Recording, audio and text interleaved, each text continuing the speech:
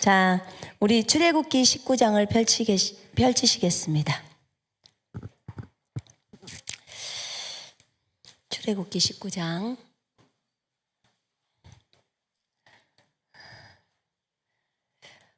매번 쓰던 데인데 공사를 해서 조금 약간 어색한 것 같은 느낌. 자, 19장 1절부터 20절까지 길지만 함께 같이 읽으십시다. 19장의 내용은 여호와께서 시내산에 강림하시는 내용이 이제 내려오시는 내용이에요. 한 번은 이걸 통해서 제 방에 주님이 오셨어요. 이 출애굽기 19장을 읽다가. 그래서 여러분들이 출애굽기 19장을 읽다가 여러분이 읽은 그 장소에 주님이 오셨으면 좋겠습니다. 아멘. 그걸 기대하시고 우리 함께 같이 읽습니다. 주님이 이 자리에 임재하실 수 있습니다. 아멘. 이스라엘 자손이 애굽 땅을 떠난 지 3개월이 되던 날 그들이 시내 광야에 이르니라. 그들이 리비딤을 떠나 시내 광야에 이르러 그 광야에 장막을 치되 이스라엘이 거기 산 앞에 장막을 치니라. 모세가 하나님 앞에 올라가니 여호와께서 산에서 그를 불러 말씀하시되 너는 이같이 야곱의 집에 말하고 이스라엘 자손들에게 말하라. 내가 애굽 사람들에게 어떻게 행하였은가? 내가 어떻게 독수리 날개로 너희를 업어 내게로 인도하였음을 너희가 보았느니라. 세계가 다 내게 속하였나니 너희가 내 말을 잘 듣고 내 언약을 지키면 너희는 모든 민족 중에서 내 소유가 되겠고 너희가 내게 대하여 제사장 나라가 되며 거룩한 백성이 되리라. 너는 이 말을 이스라엘 자손에게 전할지니라. 모세가 내려와서 백성의 장로들을 불러 여호와께서 자기에게 명령하신 그 모든 말씀을 그들 앞에 진술하니 백성이 일제히 응답하여 이르되 여호와께서 명령하신 대로 우리가 다 행하리이다. 모세가 백성의 말을 여호와께 전하매 여호와께서 모세에게 이르시되 내가 빽빽한 구름 가운데서 너에게 임함은 내가 너와 말하는 것을 백성들이 듣게 하며 또한 너를 영영히 믿게 하려 함이니라. 모세가 백성의 말을 여호와께 아뢰었으므로 여호와께서 모세에게 이르시되 너는 백성에게로 가서 오늘과 내일 그들을 성결하게 하며 그들에게 옷을 빨게 하고 준비하게 하여 셋째 날을 기다리게 하라.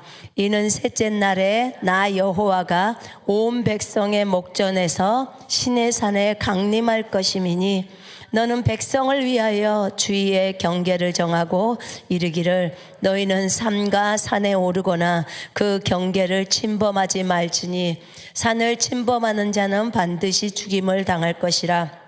그런 자에게는 손을 대지 말고 돌로 쳐 죽이거나 화살로 쏘아 죽여야 하리니 짐승이나 사람을 막론하고 살아남지 못하리라 하고 나팔을 길게 불거든 산 앞에 이를 것이니라 하라.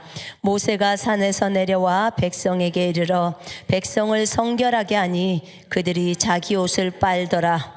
모세가 백성에게 이르되 준비하여 셋째 날을 기다리고 여인을 가까이 하지 말라 하니라. 셋째 날 아침에 우레와 번개와 빽빽한 구름이 산 위에 있고 나팔 소리가 매우 크게 들리니 진중에 있는 모든 백성이 다 떨더라. 모세가 하나님을 맞으려고 백성을 거느리고 진에서 나오매 그들이 산 기슭기에 서 있는데 시내산에 연기가 자욱하니 여호와께서 불 가운데서 거기 강림하심이라. 그 연기가 옹기가마에 나온 연기같이 떠오르고 온 산이 크게 진동하며 나팔 소리가 점점 커질 때에 하나님이 음성으로 대답하시더라. 여호와께서 시내산 곧 그 산 꼭대기에 강림하시고 모세를 그리로부터 부르시니 모세가 올라가매. 아멘. 여러분, 출애굽기 19장은 매번 읽을 때마다 가슴이 떨리고 매번 읽을 때마다 주님에 대한 기대감이 크고, 매번 읽을 때마다 우리 주님께서 이번에는 또 어떻게 나에게 역사하실까, 이런 마음들이 굉장히 큽니다. 오늘 목사님이 오전에 여기 뒤에다 멋진 것을 단다고 했는데 주님이 시내산을 걸으라고 했습니다. 그래서 시내산을 현수막으로 걸으려고 합니다. 아라비아에 있는 시내산.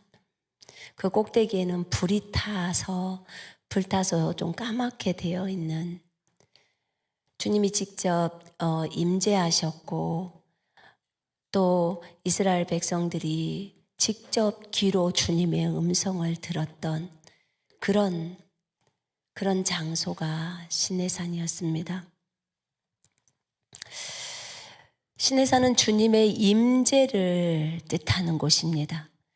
여러분, 우리는 주님의 임재를 너무나 사모합니다. 맞죠? 주님의 임재를 많이 사모하고 주님께서 이 자리에 임재해 주시기를 우리는 간절히 원합니다. 우리 이 시간에 잠깐 주님 앞에 한 1분만 기도합시다. 같이. 주님이 말씀을 통해서 주님이 이 자리에 임하시고 우리를 만져주십시오 하는 그 간절한 마음으로 같이 함께 기도합니다. 오 하나님 아버지, 감사합니다. 주님의 임재를 많이 사모합니다. 하나님이여, 모세에게 임하셔서 그 이스라엘 백성에게 나타나신 하나님, 이 시간에 우리에게 임하시옵소서. 하나님, 제 방에 임하셨던 주님이 동일하게 이 장소에 임하셔서 하나님의 임재를 사모하는 우리 모두가 하나님을 경험하는 시간이 되게 해주시옵소서. 하나님, 능력으로 우리에게 기름 부어주시옵소서. 우리가 주님 앞에 서 있나이다. 우리가 주님 앞에 서 있나이다. 우리가 주님 앞에 서 있나이다. 겸손과 겸비함으로 주님 앞에 서 있나이다. 우리의 모든 강팍한 마음들을 다 버립니다. 우리의 묵은 땅을 기경하기를 원합니다. 우리가 가시밭에 씨를 뿌리는 것이 아니라 옥토밭에, 부드러운 밭에, 흙으로 풍성한 밭에 씨를 뿌리기를 원합니다. 하나님이, 우리가 하나님의 영광을 기뻐합니다. 사람의 영광을 구하지 않고 하나님의 영광만을 구하오. 오 사랑하는 하나님, 우리는 주님이 기뻐하시면 그걸로 충분합니다. 그걸로 만족합니다. 사랑하는 나의 하나님이여, 형제 자매들이 있는 그곳에 지금 임재하시옵소서. 방송과 함께하는 모든 분들이 지금 있는 그곳에 임재하시옵소서. 하나님, 각 캠퍼스에 임재하시옵소서. 지금 이곳에 임재하시옵소서. 주님을 갈망하고 기대합니다. 시내산에 임하셨던 그 주님은 여전히 오늘 이 시간에 우리 안에 계시고 이곳에 임재하십니다. 주님, 우리가 주님을 기대합니다. 어느 누구를 기대하는 것이 아니라 오로지 여호와 하나님만을 기대합니다. 오로지 예수 그리스도의 임재만을 구합니다. 오 하나님이 우리를 인도하소서. 늘 주님과 함께라서 너무나 행복합니다. 주님 감사합니다. 오늘 말씀에 기름 부으시고 주님 각자의 심령 속에 계시해 주시고 주님 말씀해 주옵소서. 영혼 몸을 주님 손에 의탁합니다. 시내산의 불길로 임하신 주님이 오늘 우리에게 성령의 불로 임하셔서 주님이 하시고 싶은 대로 일하시옵소서. 우리는 기꺼이 주님 앞에 우리 자신을 내어드리기 것이 주님의 것이오니 주님이 마음껏 사용하시옵소서. 오 주님, 감사 찬양을 드립니다. 영광을 받아 주옵소서. 오직 주님의 이름만이 높임을 받는 그런 교회가 되게 하옵소서. 그런 우리들이 되게 하소서. 그런 그리스도의 신부가 되게 하소서.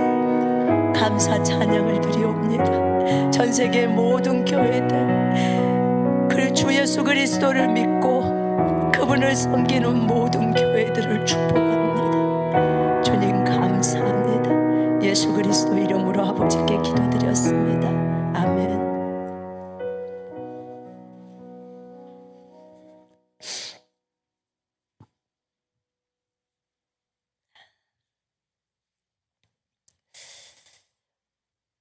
오늘 여호와 하나님은 모세에게 이렇게 말씀하십니다.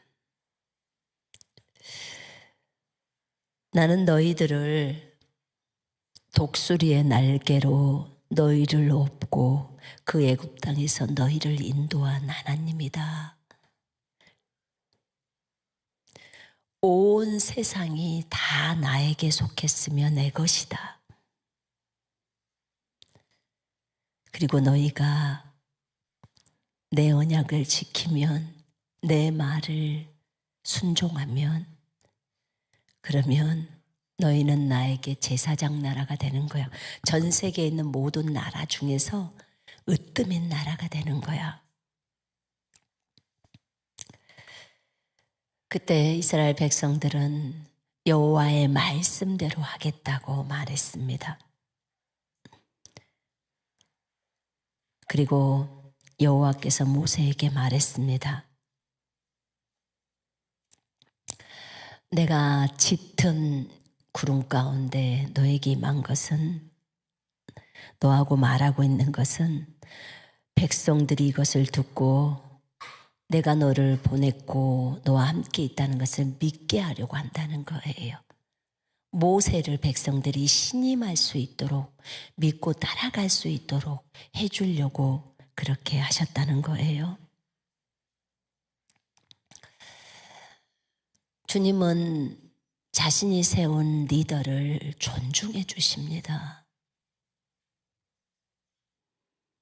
주님이 저를 칭찬하는 말들을 하셨을 때 제가 여쭤봤습니다. 주님, 어찌하여 저를 이렇게 존중하십니까? 라고 물었을 때 주님이 그랬어요. 내가 너를 세웠기 때문이야. 여러분, 우리는 여자입니다. 또 자매죠. 자매들은. 우린 참 그리스도 안에서는 형제도 없고 자매도 없고 다 그리스도 안에서는 하나죠. 그런데 자매들이 사역을 하다 보면 자매들은 욕먹을 때도 많고요. 어떤 자매님이 그런 얘기를 과거에 하더라고. 자기가 우리 영상을 보고 있을 때 내 영상을 틀어놓고 보면 자기 남편이 그렇게 싫어했대요. 굉장히 싫어하고 빨리 끄라고 막 그랬다고 그러더라고요. 그래서 왜 그러냐고 그러니까 여자라서 싫어요 그런데요. 여자라서 싫다는 거예요. 설교자가. 아, 이것도 핍박이구나. 이것도 참 감사하구나. 나에게 상급이구나. 여자이기 때문에 더 어려움을 겪는 경우가 많아요. 남자 형제가 설교를 하면 그렇게 남자들이 들을 때는 뭐라고 하질 않아요. 근데 자매가 설교를 하게 되면 아주 남자들은 자존심 상해하고 그럽니다. 그런데요, 그것을 제가 기분 나빠하질 않아요. 그래, 그럴 수 있지, 형제니까. 왜냐면 제가 그런 데서 신앙생활을 했거든요. 그러니까 형제들을 이해를 해요. 그러나 성경 안에는 그리스도 안에서는 여자도 없고 남자도 없다는 그 말씀을 형제님들은 받아들이셔야 돼요.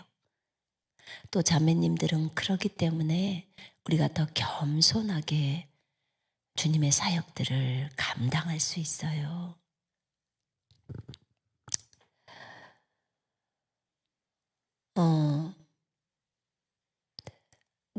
누구가 되었건 하나님이 그 사람을 세웠다면 그 사람이 어리든 어른이든 우리는 존중해야 합니다.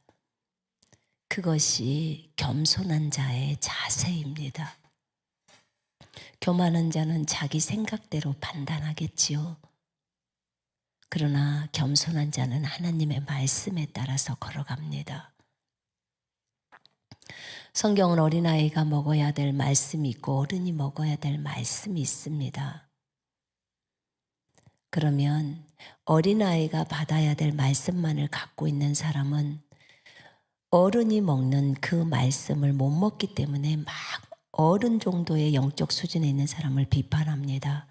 그럼 그래서는 절대 안 됩니다. 그런 분들은 입을 다물고 가만 계셔야 돼요. 그런데 또 영적인 어른들은 어린아이들을 또 업신여겨서는 안 됩니다. 그래서 그들이 먹을 수 있도록 옆에서 도와줘야 해요. 또 기다려줘야 하죠. 우리가 균형이 필요해요. 주님은 이제 3일 후에 시내산에 내려가기 위해서 모세에게 말을 합니다.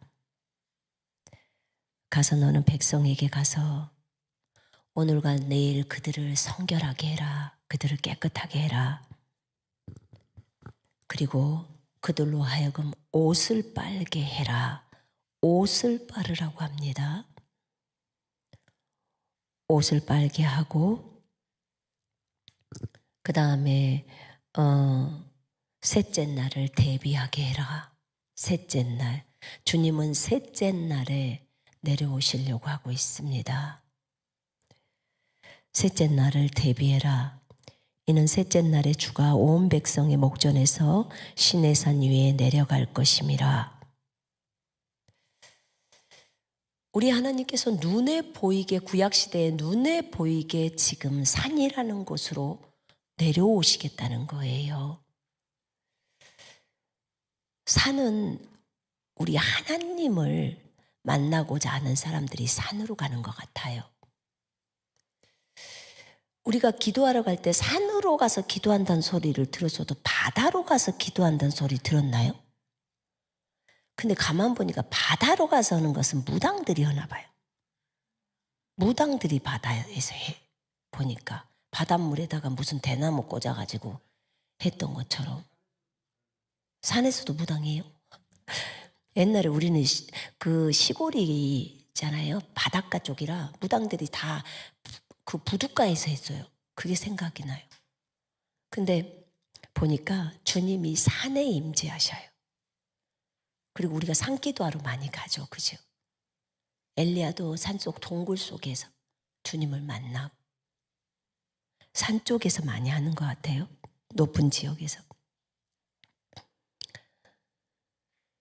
이제 모세가 산에서 그 얘기를 듣고 내려옵니다. 내려와서 백성들에게 여호와께서 하신 말씀들을 해줍니다. 그러면서 백성들을 성결하게 하고 그들이 자기들의 옷을 스스로 빱니다. 그러면서 셋째 날을 대비하라고 말을 하죠. 너희 아내들을 가까이 하지 말라고 말합니다. 저는 여러분에게 이 셋째 날이 되기 전에 이 3일간의 시간들을 어떻게 보낼 것이냐가 저는 중요하다고 생각합니다. 왜냐하면 셋째 날에 일단 주님의 임재를 느끼면 그 뒤에는 주님이 이끌어 가시기 때문에 그건 이제 우리의 소관이 아닙니다. 제가 진이를 임신해 있었을 때 그때 주님을 경외하는 것을 배우기를 원해서 주님께 한 3개월 가까이를 기도한 것. 저한테는 셋째 날이 3일이 3개월이 걸렸나 봐요. 근데 저는 그 셋째 날이 진짜 3일이기를 원하고 이 셋째 날이 요번 12월 안에 끝났으면 좋겠습니다. 그래서 12월 말 안에는 진짜 주님의 임재로 충만하고 능력을 받아서 내년도에는 열심히 주님의 일들을 행해야 합니다.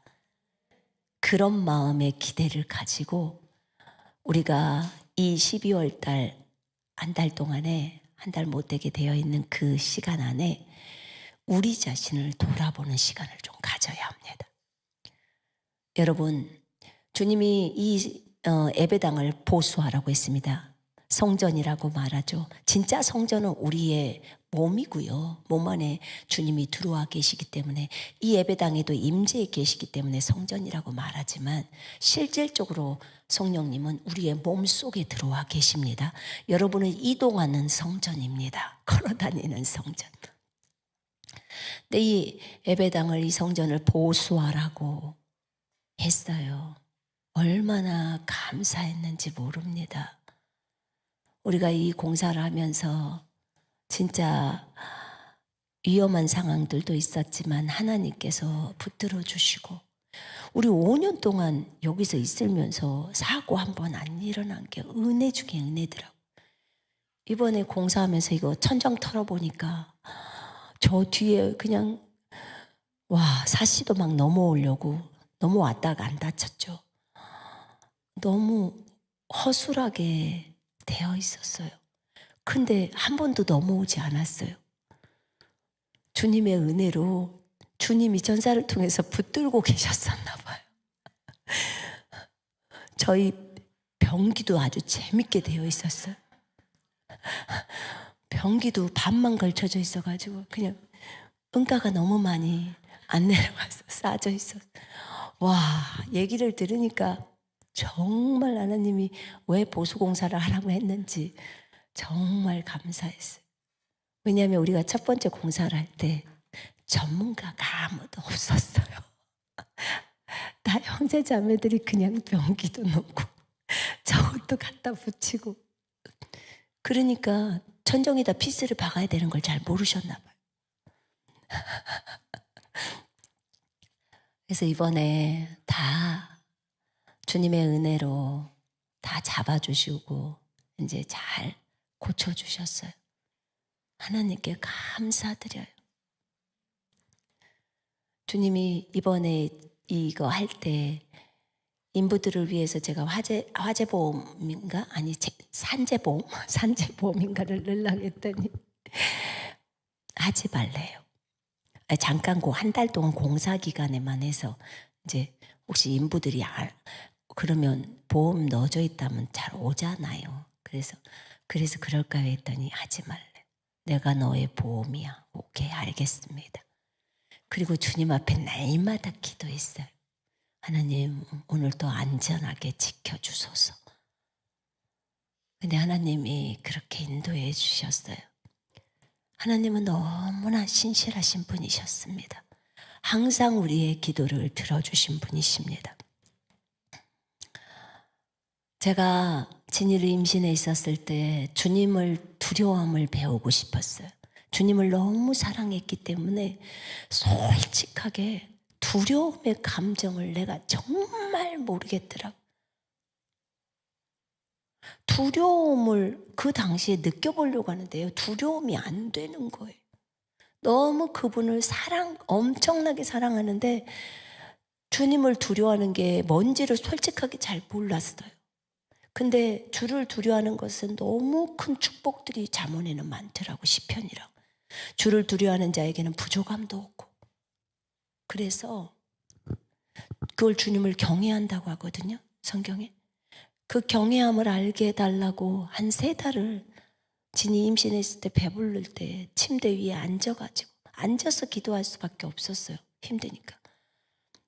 그렇게 아침이면 5시 일어나서 기도하는 거예요. 근데 3개월째 정도 됐을 거예요. 한 그 정도 됐나?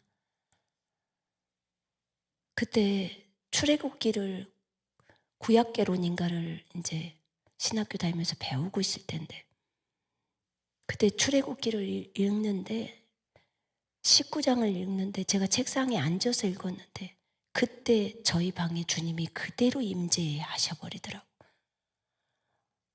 그때 생각을 하면요, 지금도 떨려요. 얼마나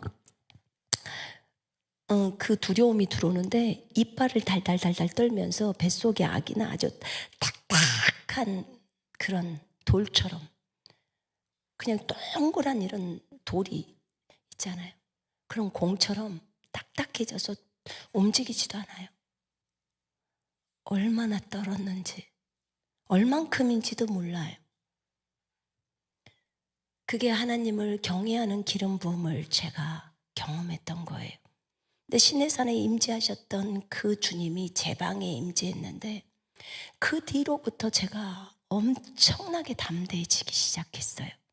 그 전에는 굉장히 부드러운 여자였어요. 제가 아주 말도 부드러웠고, 그리고 제가 막 담대하게 이렇게 해보지를 못했어요. 근데 그 뒤부터 영등포역에 나가서 담대하게 복음을 외치는 거였고요. 그 뒤부터 남자들이 안 무서웠어요. 왜냐하면 남자들이 무엇을 말해도 당당하게 말씀을 갖고 말할 수 있었고요. 그래서 주를 두려워하는 것은 악을 미워하는 것이고, 주를 두려워하는 것은 하나님을 두려워하기 때문에 사람을 두려워하지 않는 거라는 것을 알게 되었어요. 그래서 여러분에게도 동일하게 그 기름 부음이 와야 합니다. 주님을 경외하는 기름 부음이 와야 해요. 그래야 하나님을 두려워해야 사람을 두려워하지 않아요. 저는 이게 모든 사람이 체험해야 될 거라고 저는 생각합니다. 그래서 출애굽기 19장을 읽을 때마다 너무 기뻤어요. 근데 저희 아들이 천국에 갔을 때 이 부분을 보여줬대요. 너희 엄마가 이 땅에서 너를 임신했을 때, 너는 뵀을 때. 근데 그때 그 과정을 설명해 주시고 보여주셨대요, 화면으로. 근데 그것이 보이는데 저는 달달달 떠는데 얘가 그래요.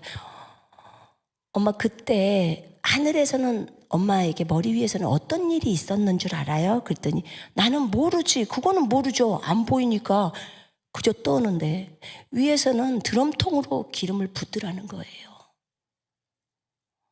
그러니까 많은 양의 기름이 부어진 거예요. 근데 나는 검은 기름을 안 봤으니까 모르지. 그냥 나는 그걸 달달달 떨고 뭔가 변화가 일어나고 막 이런 것만 있었죠. 근데 실질적으로 영적 세계에서는 기름을 붓는다는 거예요. 그러니까 여러분들이 영적 체험을 할 때 실질적으로 기름 부음이 있다는 것을 인정하셔야 돼요. 믿으시면 훨씬 강도가 저보다도 더 세겠죠. 믿고 덤비는 거하고 안 믿고 덤비는 거하고는 다릅니다. 또 알고 덤비는 거하고 모르고 덤비는 거하고는 달라요. 그렇게 기름 부음이 있었습니다. 여러분, 우리는 주님의 임재를 사모합니다. 저는 너무 사모합니다. 여러분도 많이 사모할 겁니다. 주님께서 이 내려오시기 전에 이 백성에게 요구하시는 것이 성결하라는 거예요. 성결하라. 그리고 셋째 날을 준비해라. 옷을 빨아라. 옷이 하도 더러워서 옷 빨으라고 했을까요? 영적 세계에서 기름 부은 거하고 옷하고 뭔 상관이 있을까요? 여러분, 우리가 영적으로 봐야겠죠. 우리 자신이 셋째 날을 대비해야 합니다. 백성을 성결하게 해라. 백성을 거룩하게 해라. 정결하게 해라. 지금 이 말이거든요. 여러분, 거기 한번 열어보실래요? 에레미야 4장 좀 열어봐요.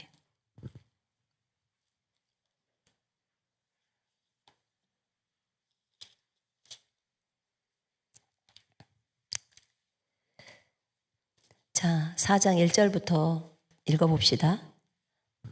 에레미야, 내가 킹제임스 폈네.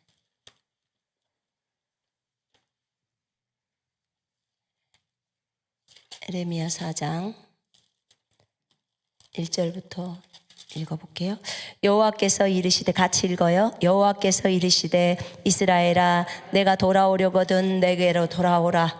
네가 만일 나의 목전에서 가증한 것을 버리고 네가 흔들리지 아니하며 진실과 정의와 공의로 여호와의 삶을 두고 맹세하면 나라들이 나로 말미암아 스스로 복을 빌며 나로 말미암아 자랑하리라. 여호와께서 유다와 예루살렘 사람에게 이와 같이 이르노라. 너희의 묵은 땅을 갈고 가시덤불에 파종하지 말라.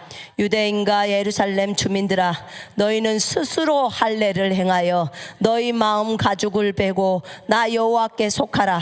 그리하지 아니하면 너희 악행으로 말미암아 나의 분노가 불같이 일어나 사르리니 그것을 끌 자가 없으리라. 아멘. 주님께로 돌이키라고 말씀합니다. 진리와 공의와 의 안에서 그 안으로 돌이키라고 얘기를 하고 있는 것입니다. 그러면 주님이 축복을 주신다고 하는 거예요. 그러면서 3절에 보십시다. 너희의 묵은 땅을 갈고 너희의 묵은 땅을 가르라는 거예요.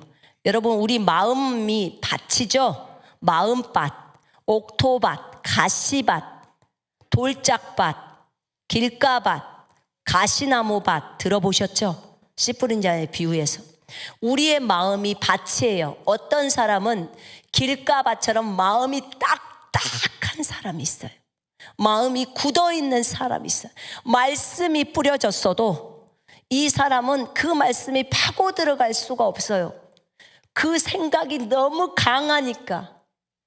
하나님의 말씀이 뚫고 사람 심령 속으로 들어가야 되는데 갈 수가 없어요. 이런 사람은 그냥 포크레인이 와서 파버려야 돼요. 포크레인이 와서 그 마음을 뒤집어 버려야 된다고. 그 딱딱한 밭을. 그래야 부들부들한 밭이 되겠지요. 그 안에 있는 많은 쓰레기들을 걸러내야겠죠. 거기에 있는 유리랑 그런 것들을 건져내야겠죠. 걸려내야 되겠죠. 두 번째, 돌짝밭. 이 밭은 흙이 많지 않고 돌이 많아요. 그 돌들을 다 걸러내야 마음이 부드러운 밭이 되는 거예요. 심령이 부드러운 밭이 되어야 해요. 그런 사람이 겸손한 사람이에요. 자, 그러면 이 돌밭도 갈아엎어야 돼요. 갈아엎어서 돌들을 다 추려내야 돼요. 가시떨기나무밭, 가시밭. 너희의 묵은 땅을 갈고 가시나무 사이에 씨 뿌리지 말라. 이렇게 나와 있어요. 가시밭에 뿌려봤자 씨가 깊이 가지 못해요. 가시라는 것이 이 씨가 자라날 수 있는 그런 땅의 기운들을 다 가져가 버리는 거예요. 그러면 열매를 많이 맺을 수가 없어요. 그래서 가시에 해당되는 염려, 근심, 걱정들, 재물에 대한 유혹들 다 버리라는 거예요. 우리 지금 분명하게 성경은 말하고 있습니다. 너희의 묵은 땅을 가라. 너희 자신들을 할례하여 주께 속하고 네 마음에 포피를 베어내라. 네 마음 안에 거죽이 있어. 가죽으로 된 거죽이. 그 거죽을 찢어서 벗겨내라는 거예요. 네 마음의 가죽을 벗겨내라. 그리고 그 가죽이 벗겨내지면 거기 안에 부드러운 살이 있다는 거예요. 마음이 부드러운 사람, 겸손한 사람이에요. 마음이 딱딱한 사람, 이 사람은 반드시 밭을 기경해야 돼요. 땅을 기경해야 합니다.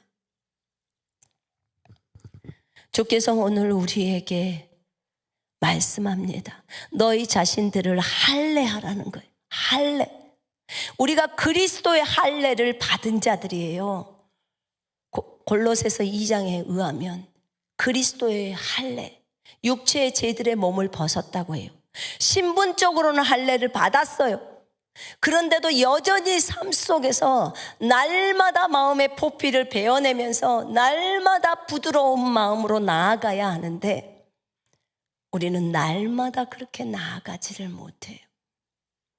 날마다 자신의 죄악들을 돌아보면서 하나님의 말씀을 따라 말씀의 물로 씻기면서 거기 안에 씻겨지지 않는 어떤 것들이 있다면 그러면 잘라내버리고 깨끗게 해서 정말 이 말씀, 이 한 구절 말씀을 봐도 내 마음이 두근두근 뛰고 감동이 되고 그 말씀 때문에 울고 그 말씀이 나를 찌르기 때문에 내가 회개하고 그렇게 걸어가야 하는데 내가 이런 마음이 아니라면 우리는 지금 밭을 갈아야 할 시기가 된 거예요.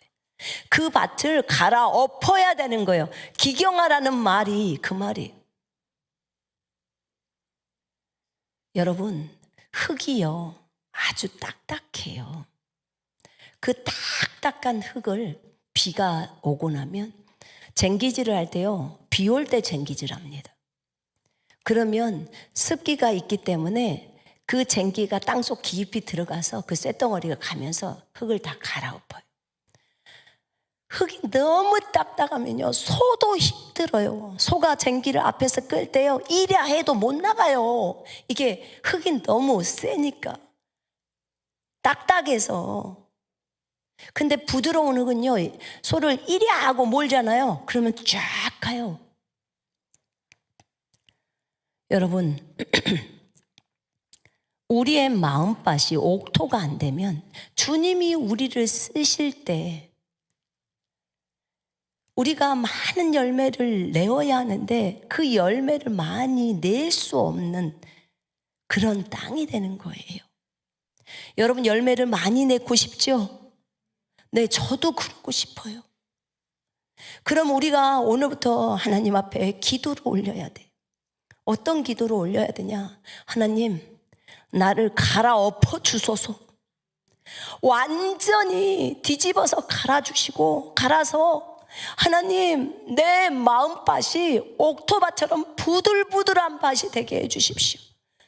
주님 오늘부터 제가 잠언 말씀을 통해서 다른 말씀들을 통해서 볼 때 하나님 이 말씀을 읽으면서 제 안에 찔림을 주시고 하나님 이 딱딱한 내 안에 돌멩이, 유리, 가시나무 뿌리 이런 안 좋은 것들 다 걷어질 수 있도록 빛을 비춰주소서.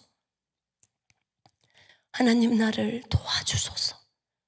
주님 제가 주님의 임재를 사모하고 주님이 셋째 날에 임하신다고 하셨는데 하나님 내가 주님을 간절히 원하오니 주님 나를 고쳐주소서. 이렇게 구해야 합니다. 나는 우리 모두가 그렇게 구해야 한다고 생각합니다. 한 사람도 제외돼서는 안 돼요. 왜냐하면 우리 모두가 주님 앞에 쓰임 받아야 되기 때문에 그렇습니다. 여러분 요시아라는 왕이 있었어요. 요시아는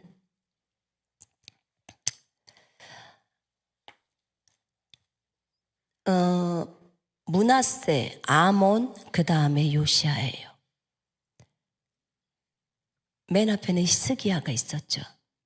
근데 그 요시아가 왕이 되었을 때가 8살인가 그래요.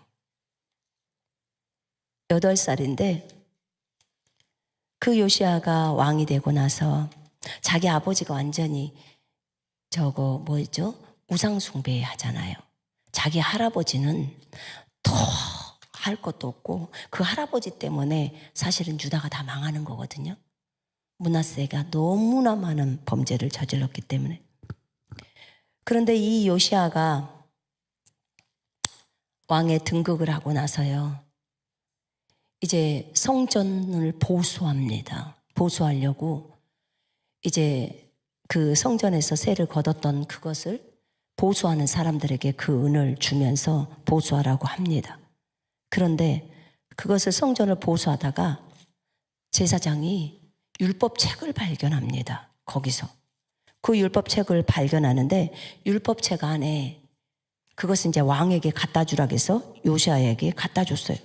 갖다 뒀더니 그 율법책의 말씀을 듣자 그 왕이 옷을 찢습니다. 너무너무 무시무시한 내용들이 그 율법 안에 적어져 있었습니다. 그래서 그가 여호와께 물으라고요.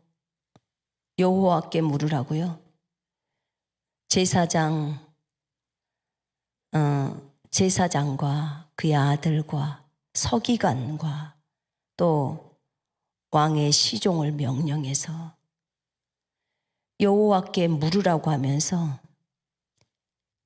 이 기록되어 있는 이 모든 내용들이 우리에게 임할 텐데 이 진노가 너무 크기 때문에 가서 선지자에게 물으라고 하는 거예요.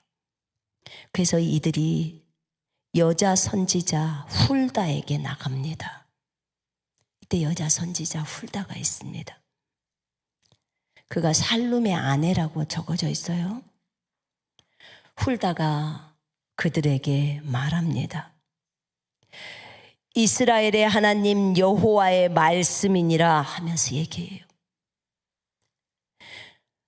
너희는 너희를 보낸 사람에게 가서 말하라. 왕에게 말하라는 거죠.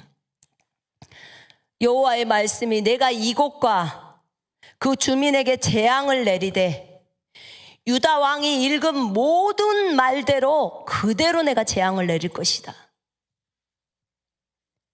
이는 너희가 나를 버리고 다른 신들에게 분향하며 그들의 손으론 나를 경록케 했음이라. 이렇게 말을 해요. 그리고는 너희를 보내서 여호와께 묻게 한 너희의 왕에게 이렇게 말하라. 나 여호와가 말하노라. 내가 이곳과 주민에 대해서 너희에게 한 그 말, 그곳에 빈터가 되고 저주가 되리라 한 그 말을 네가 듣고, 네가 누구예요? 요시야 왕이잖아요. 네가 그 내용을 듣고 네 마음이 부드러워져서 여호와 곧 내 앞에서 겸비하여 옷을 찢고 통곡하였으므로 나도 네 말을 들었노라. 여호와가 말하노라. 그러므로 보라, 내가 너로 너의 조상에게로 돌아가서 평안히 묘실로 평안히 너가 장사된다는 거야. 장사될 것이다. 내가 이곳에 내릴 재앙을 네가 네 눈으로 보지 않는다. 너 죽고 나서 내가 하겠다. 이렇게 약속을 해줍니다. 그리고 그들이 와서 왕에게 보고합니다.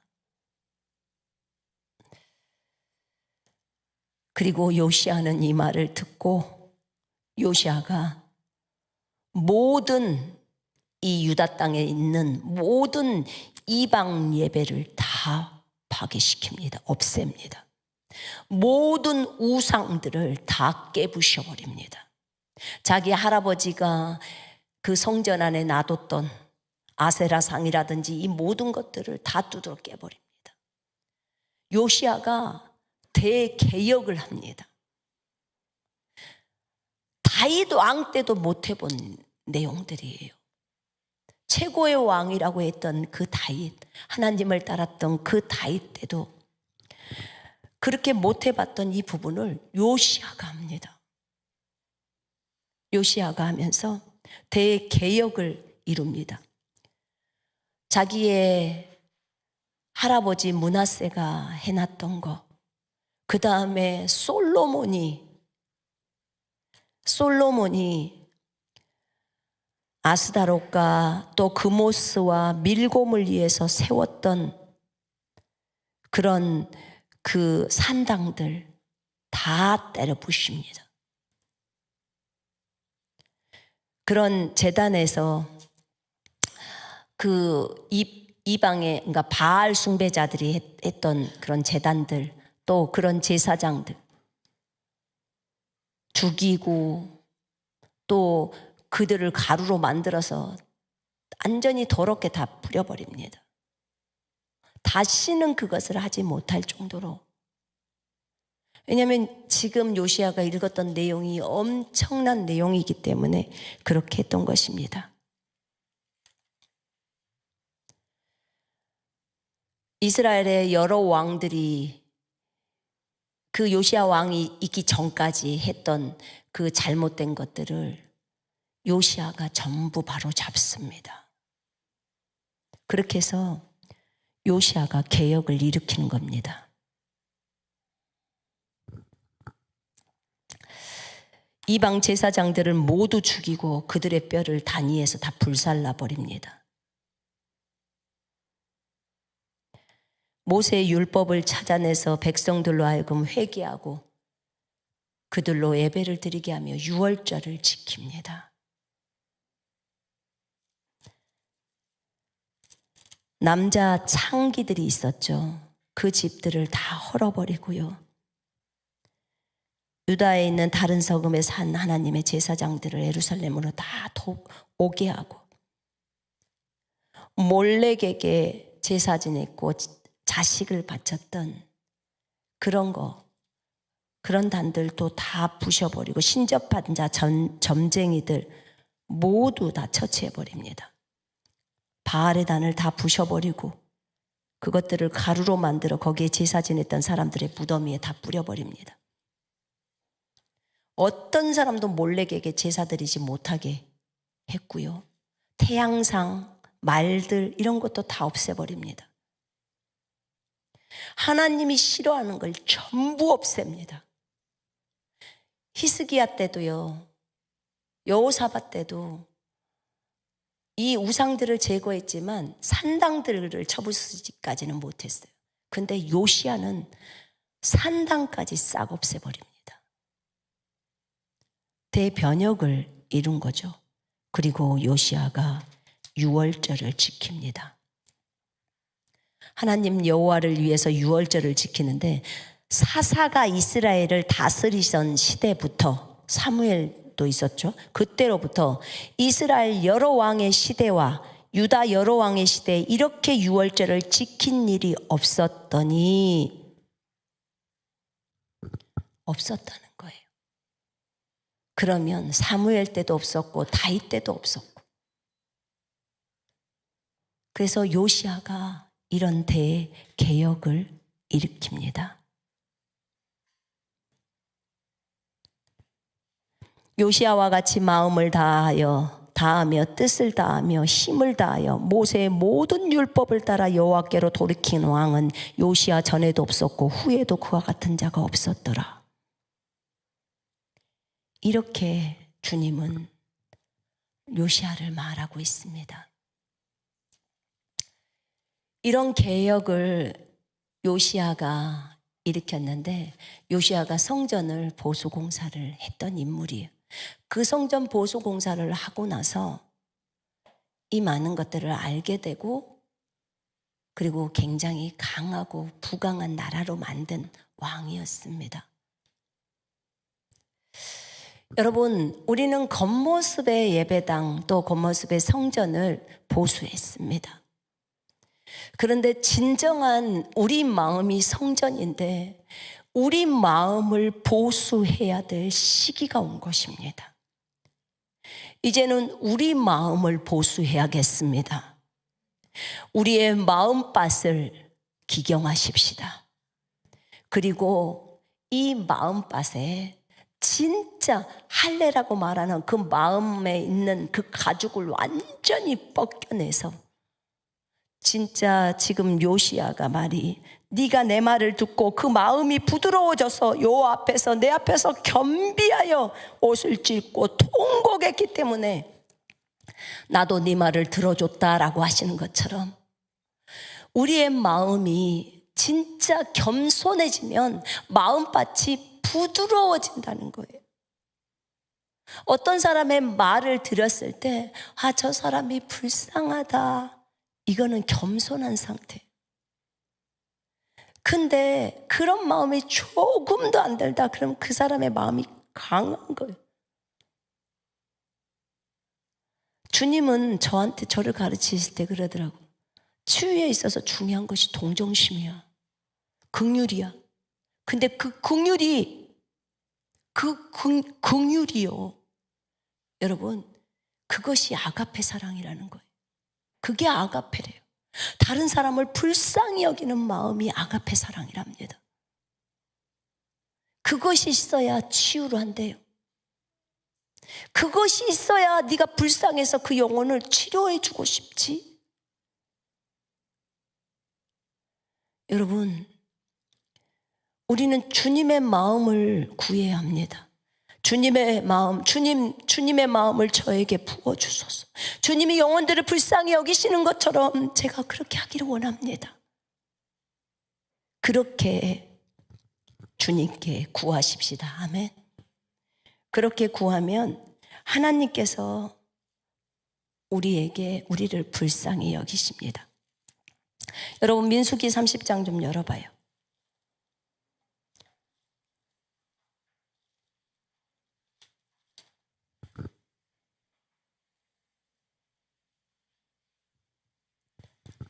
제가 지금 민수기라고 했나요? 신명기인데.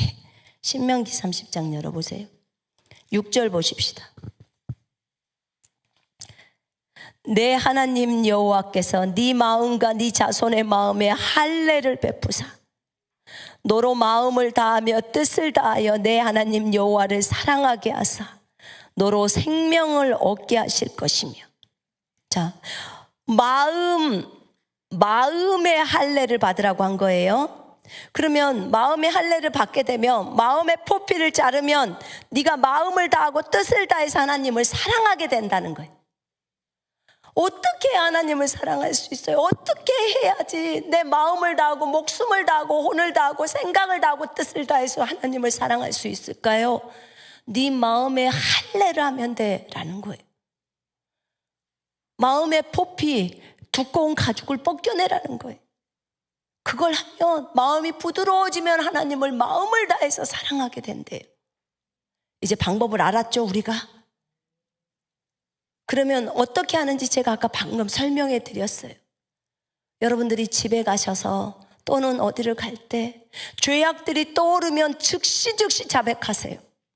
진심으로 자백하시라고요. 그리고 그 죄악에서 떠나세요. 그 죄악에서 떠나야 합니다. 악을 버려야 돼요. 그래야 성결해집니다. 주의 보혈로 씻겨달라고 구하시고, 그것이 마음밭을 기경해 가는 거예요. 내 마음은 딱딱해요. 입술로만 해결을 하는 것 같아요. 그럼 하나님께 구하십시오. 하나님, 제 속을 후벼 파 주십시오. 강력하게 갈아엎어 주십시오. 그리고 입술로만 회개가 아닌 진정 마음으로부터 회개가 나오게 해주십시오. 얼마나 이 죄악이 큰지를 내가 심령으로 알게 해주십시오. 비춰주십시오 라고 구하십시다. 그러면 눈물 펑펑 나와요. 한 사람에게 했던 작은 행동이, 작은 무엇이 정말 회개가 깊이 나옵니다. 여러분, 우리가 말씀을 지키지 못하고 사는 것에 대한 안타까움만 있어서는 안 돼요. 지키지 못해 사는 것 때문에 주님 앞에서 눈물을 쏟고 기도해야 돼요. 하나님의 말씀을 지키면서 살게 해달라고 구해야 돼요. 지키 작은 자에게 한 것이 곧 예수님께 한 거라고 했는데, 그렇게 못하고 산 것에 대해서 주님 앞에 울며 통곡해야 합니다. 그럴 때 하나님이 나를 고쳐줘요. 그것의 큰 것을 알게 되면, 문제가 심각한 것을 인지하면 자신이 진짜로 인식되어져요. 그리고 안 하게 돼요. 그걸 하나님께 구해야 됩니다. 우리가 이런 시간을 좀 가져야 돼. 이제 셋째 날에 주님은 내려오십니다. 그분이 셋째 날 아침에 우레와 번개 아시죠? 셋째 날 아침에 천둥과 번개와 짙은 구름이 산 위에 있고 나팔 소리가 심히 크므로 진영에 있는 모든 백성이 떨더라. 얼마나 나팔 소리가 큰지요. 귀가 막 멍멍할 정도로 그렇게 들려옵니다. 그 나팔 소리가 있으면서 진영에 있는 모든 백성들이 벌벌벌벌 떱니다. 제가 떨듯이 그것보다 훨씬 심하게 떨었을 거예요. 왜요? 눈앞에 보이는 산에서는 불이 붙어버린 거예요. 산 꼭대기에는 너무나 불이 붙고, 그 다음에 단순히 모세의 떨기나무처럼 불이 안 붙었는데 그냥 불이 붙는 모습으로 하고 불타는 연기는 안 보이고, 이게 아니에요. 거기 보니까 짙은 연기로 가득 차는 거예요. 그리고 빨간 불이 타오르고 있는 거예요. 그리고 엄청나게 큰 나팔 소리가 모든 사람의 귀에 아주 귀청이 떨어질 만큼 들리는 거예요. 이런 상황이 펼쳐지면서 천둥 칠 때 바깥에 딱 있다고 생각해 보세요. 거기에 한 100배 그 정도로 천둥이 치고, 그 다음에 번개까지 때리고 있어. 번개. 거기 현장에 여러분들이 있어요. 우리 보통 지금 벼락 맞았다고 안으로 들어올 텐데 못 들어가. 거기서 너무 떠르느라고 무서워서 그 상황 속에 있는 거예요. 거기에다 아주 짙은 구름이에요. 짙은 구름이 산 위에 있고 나팔 소리가 심히 커서 이런 상황 속에 신의 산은 온통 연기로 자욱하니, 그냥 눈에 보인 연기예요.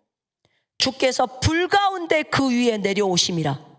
불이 용광로의 불처럼 탄다는 거예요. 내려오심이라. 불 가운데 내려오심이라. 그 연기가 용광로의 연기처럼 솟아오르고 온 산이 크게 진동하더라. 진동이 뭐예요? 지진. 진동은 지진 몇 도일까요? 8? 10? 8만 돼도 못 있을걸요. 여러분 여기서 7층에서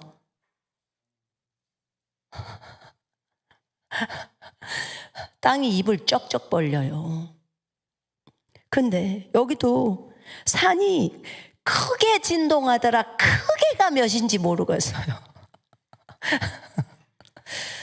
어쨌든 주님이 땅이 입을 벌리지는 않게 하면서 진동을 시키는 거예요. 설마 이런 상황 속에서 바이킹 타고 싶다는 소리는 안 하겠죠?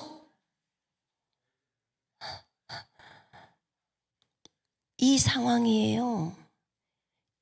이 상황이 주님이 임재하신 상황이에요. 여러분, 주님이 임하실 때요, 못 견뎌요. 이 몸이 감당이 안 돼 버려요.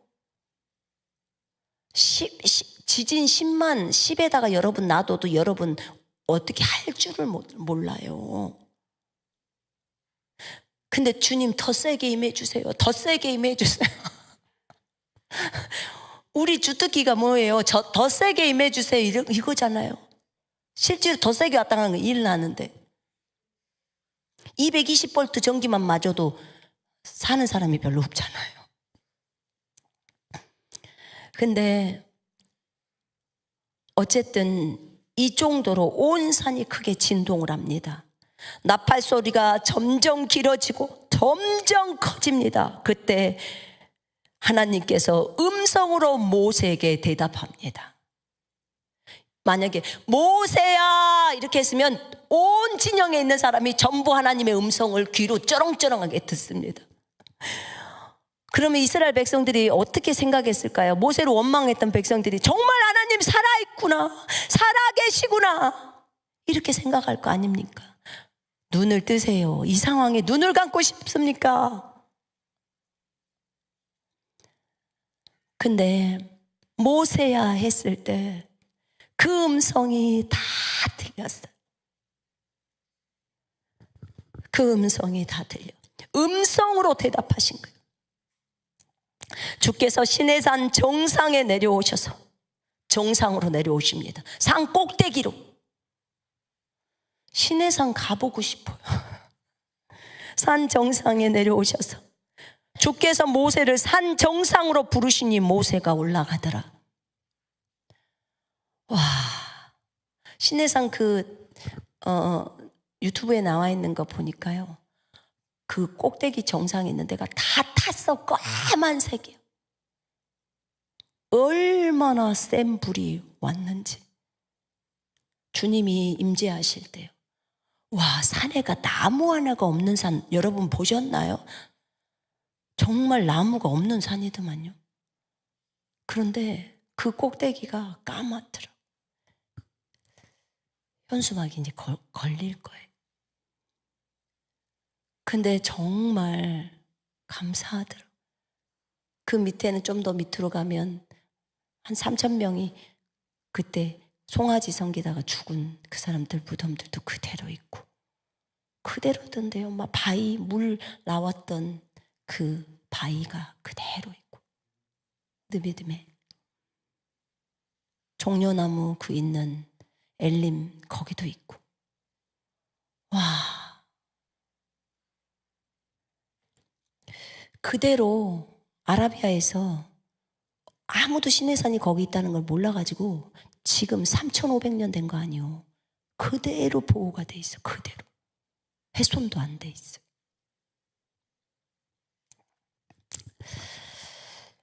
이렇게 주님은 내려오셨습니다. 내려오셨고 모세가 백성들에게 나중에 이제 이 장면을 보고 너무 무서우니까, 너무 무서워 벌벌 떠니까, 제발 하나님이 말씀하지 말고 모세 당신이 우리한테 말해주세요. 당신이 하나님께 듣고 우리는 주님 음성 안 들을 테니까 제발 들려주지 마세요. 우리 죽을 것 같아요 지금. 그렇게 말을 합니다. 당신이 듣고 당신이 우리한테 말을 해달라는 거야. 하나님 직접 말씀하시지 말라고. 하나님 살아계신 거 지금 다 듣고 다 배웠다고.